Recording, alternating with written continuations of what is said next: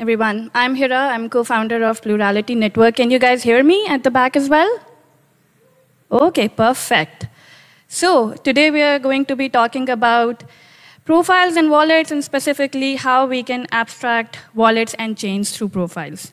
But before we do that, let's take a trip down the memory lane. Over the past 2 decades, we have seen an immense growth on the internet. We started in early 2000s with the Web 1 phase of the internet, where users could just read and consume information just like in a newspaper.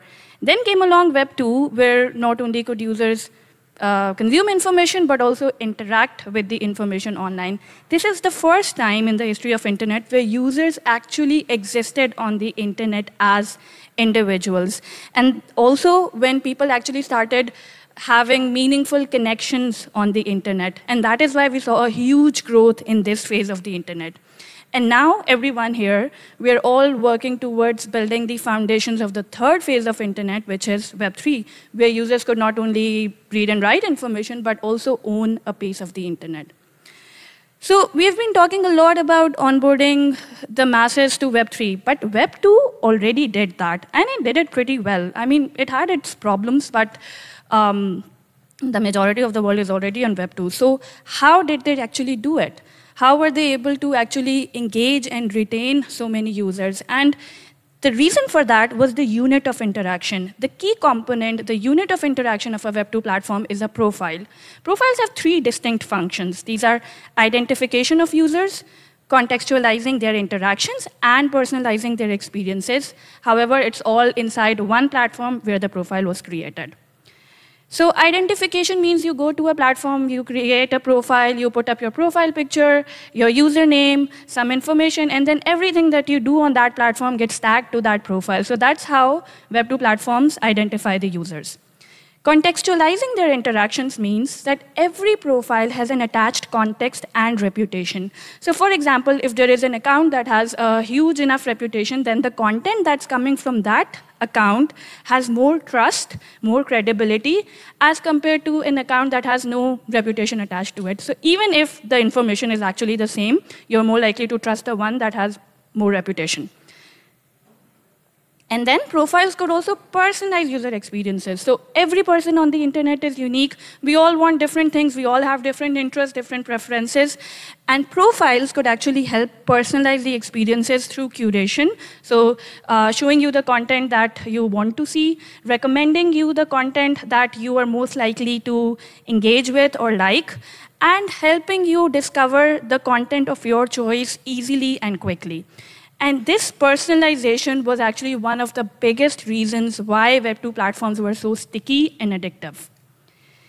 But all of it was siloed inside one platform. It could be censored. Your profile could be deleted at any time, and you had absolutely no ownership over your own profile. And this is how the unit of interaction in Web 2 looked like. Now, in contrast, let's think about what is the unit of interaction in Web 3. That is actually a wallet. So what is a wallet? A pseudonymous address which can sign some transactions.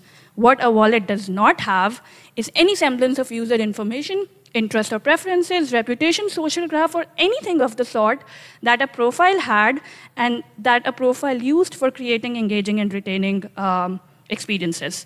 And that is why we have this cold start problem and retention problems in Web 3. The little context that gets generated in Web 3, for example, through buying an NFT or doing a transaction, gets further fragmented across the hundreds of layer 1s and layer 2s that we have built, which makes this problem even worse. So therefore, I propose to change the unit of interaction in Web 3 to a profile as well. And to do that, we are building a decentralized profiles protocol at the intersection of identity, data, and wallets. These profiles are self-custodial and interoperable amongst any blockchain or any Web 2 platform even. And the data in these profiles is sourced from the various Web 2 and Web 3 sources where the user already has a presence. The idea is you create your profile once, and then you use it anywhere. The wallet and chain-related complexities are all hidden behind the profile, and you give the users the same user experience that they're already familiar with and what they've been using for the past 2 decades. We call these as smart profiles, which are privacy-preserving, interoperable, self-sovereign, and they completely abstract away wallet and chains. Thank you. That's all. Thank you, Hira. This is a fascinating sharing and a very important issues that a lot of people has been trying to solve recently. Do we have any question in the audience? Okay, the one. I think he wants to do it. Hello, I'm Angel from Open World. What's the benefit to a user in creating one of these profiles? And then second, what's the benefit to someone like Open World, which is a DeFi platform, to having that profile available to us to kind of use? Yeah. So for the user, it's easier because like right now, interacting with a wallet is very difficult. You have to download wallet, you have to figure out seed phrases, you have to figure out, and then even after you do all of that, when you go to a platform, it's like an empty slate. It's like you're starting from scratch. If you already have a profile, you just create it once, you can take it anywhere, and you don't have to worry about wallets or chains or anything like that, because the abstraction layer that we're building, it has chain abstraction built in, and liquidity aggregation as well, so user does not have to care about any of that. So from the user perspective, it's easier UX. From the platform's perspective, so for example, you mentioned DeFi. So of course, different platforms can have different kind of needs for what kind of data do they want from the user. So one example could be like reputation, or maybe the kind of trades that the user already has done, so you can actually show them more relevant content on your platform. There is a golden rule for websites, it's called the 7-second rule. So you have only 7 seconds when a user lands on your platform to actually show them something that catches their interest. And you cannot do that if you have no information about them. And this is what Web2 platforms have been using in order to use the same tried and tested, proven principles in Web3. It cannot happen without having any information about the user. So that's why profiles are important. Anyone else?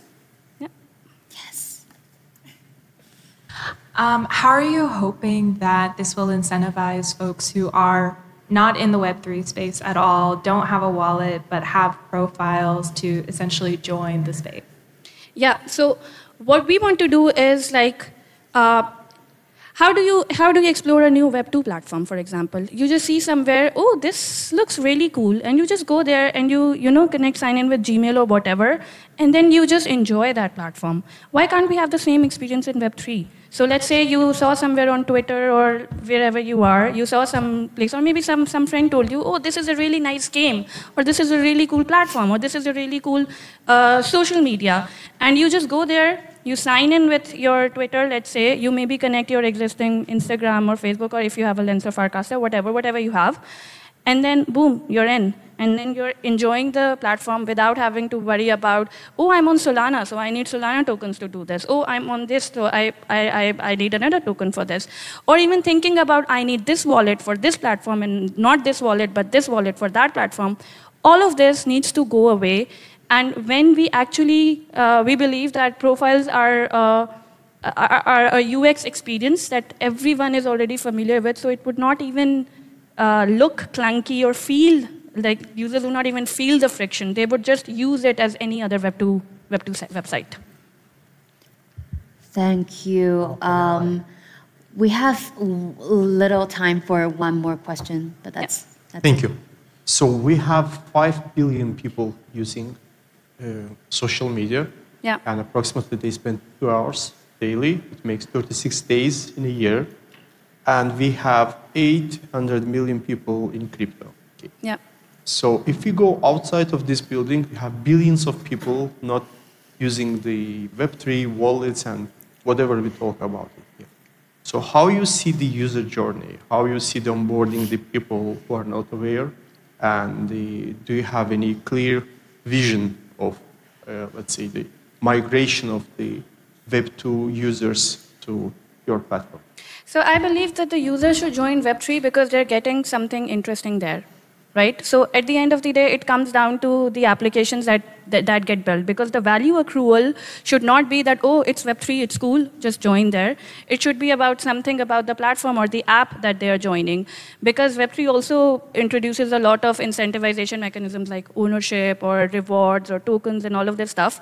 But the problem is that even if you build apps that are good enough for or have enough functionality for people to join, the onboarding journey is still very difficult. So you have two problems to solve. One is the onboarding journey, and the second is the application level.